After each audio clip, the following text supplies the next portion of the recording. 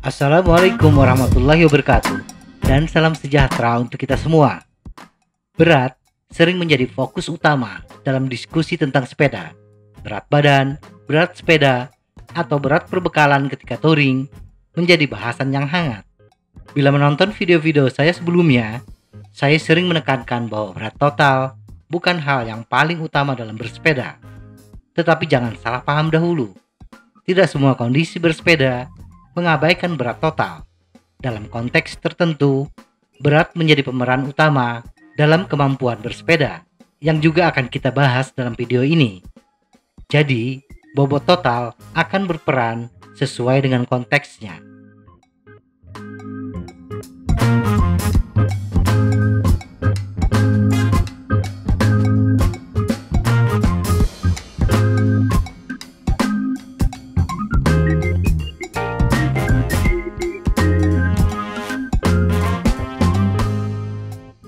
Kagum terhadap sepeda yang ringan. Ada sebagian dari kita yang begitu bangga dengan sepeda super ringan, terobsesi untuk membuat sepedanya tambah ringan. Sepeda yang lebih ringan 10% dari yang lain terasa sangat mengesankan saat kita mengangkat sepeda. Memiliki sepeda karbon dengan berat sekitar 10 kg membuat kita bangga bila dibandingkan dengan sepeda dengan frame aluminium yang memiliki bobot kurang lebih 14 kg. Karena bisa menurunkan berat sebesar 29%. Padahal, penurunan sebesar 4 kg hanya menurunkan berat sebesar 5% dari berat total untuk pesepeda dengan berat badan 70 kg. Tak jarang, karena terobsesi menurunkan bobot sepeda, kita membutuhkan dana yang besar. Padahal, sepeda atau komponen sepeda yang ringan kadang-kadang kurang tahan lama. Hal ini karena untuk mengejar bobot yang ringan, produsen akan mengurangi penggunaan bahan. Berat terhadap kebutuhan power.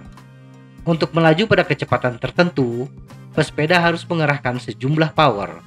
Besar kecilnya power dipengaruhi oleh seberapa besar hambatan yang harus dihadapi.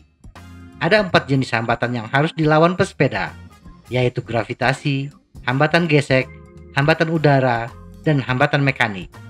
Jenis hambatan yang berkaitan dengan berat adalah gravitasi dan hambatan gesek. Tetapi untuk rute yang datar, hambatan gravitasi tidak berpengaruh. Untuk sepeda yang sama dan kecepatan yang sama, 30 km per jam, berat total 70 kg membutuhkan power sebesar 149,85 watt. Sedangkan berat total 80 kg membutuhkan power 154,15 watt, selisih 4,3 watt. Selisih 4,3 watt tersebut bagi pesepeda dengan berat total 70 kg akan menaikkan kecepatan sebesar 0,33 km per jam. Bila menempuh jarak 30 km, sepeda lebih cepat 40 detik. Tetapi itu bila bersepeda di jalur yang datar. Sedangkan bila bersepeda di rute tanjakan dengan gradien 5%, pada kecepatan 13 km per jam, power yang dibutuhkan pesepeda dengan berat total 70 kg adalah 153,08 watt. Dan pesepeda dengan berat total 80 kg membutuhkan power 173,56 watt, selisih 20,48 watt, atau selisih kecepatan 1,52 km per jam. Bila menempuh jarak 13 km, sepeda lebih cepat 5,3 menit, hampir 7 kali lipat dibandingkan di jalan datar. 4 situasi saat berat menjadi penting. Dari hasil perhitungan, bersepeda di jalan datar selisih 10 kg tidak terlalu membuat kita risau. Tetapi pada kondisi tertentu, bobot memiliki peranan yang signifikan. Dalam contoh perhitungan sebelumnya, bersepeda di gradien 5%, selisih waktu tempuhnya 7 kali lebih besar dibandingkan di rute datar. Berikut 4 situasi di mana berat memiliki peranan yang signifikan. 1. Balapan. Perbedaan antara menang dan kalah diukur dalam milimeter. 1 kilogram lebih sedikit akan mempengaruhi pesepeda apakah dia naik ke podium atau tidak. Apalagi bila balapan sepeda dengan rute yang bervariasi. datar, dan tanjakan. Akan lebih terlihat pengaruh berat total. 2. Untuk meningkatkan penanganan dan rasa sepeda. Sepeda berat tidak terasa tajam atau responsif saat berakselerasi atau menikung, sehingga tidak menimbulkan sensasi atau memicu adrenalin pesepeda. Sepeda yang berat secara signifikan kurang gesit, apalagi bila harus membawa perbekalan yang berat. 3. Untuk memudahkan mengangkat sepeda.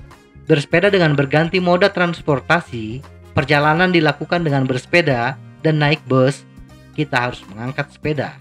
Nah, sepeda yang ringan tentunya tidak merepotkan kita ketika berpindah moda transportasi. Atau bersepeda di medan off-road, di mana kita menemukan medan yang mengharuskan kita untuk memanggul sepeda. Bisa juga bagi pesepeda yang tinggal di apartemen, membawa sepeda ke kamar terasa merepotkan bila bobotnya berat. 4. Untuk biaya penerbangan yang lebih murah. Beberapa kilogram ekstra benar-benar dapat bertambah ketika kita tiba di bandara. Pastikan untuk menjaga sepeda kita cukup ringan, sehingga kita tidak terjebak dengan biaya yang besar. Kesimpulan, bila rute bersepeda kita kebanyakan di jalur datar, sepeda dengan bobot yang berat tidak terlalu merepotkan kita. Tetapi untuk kondisi-kondisi tertentu, seperti balapan, komuter dengan berbagai moda transportasi, kondisi rute yang mengharuskan kita memanggul sepeda, dan ketika melakukan perjalanan dengan pesawat, sepeda dengan bobot yang ringan akan lebih memberi keuntungan bagi kita. Semoga informasi ini bermanfaat.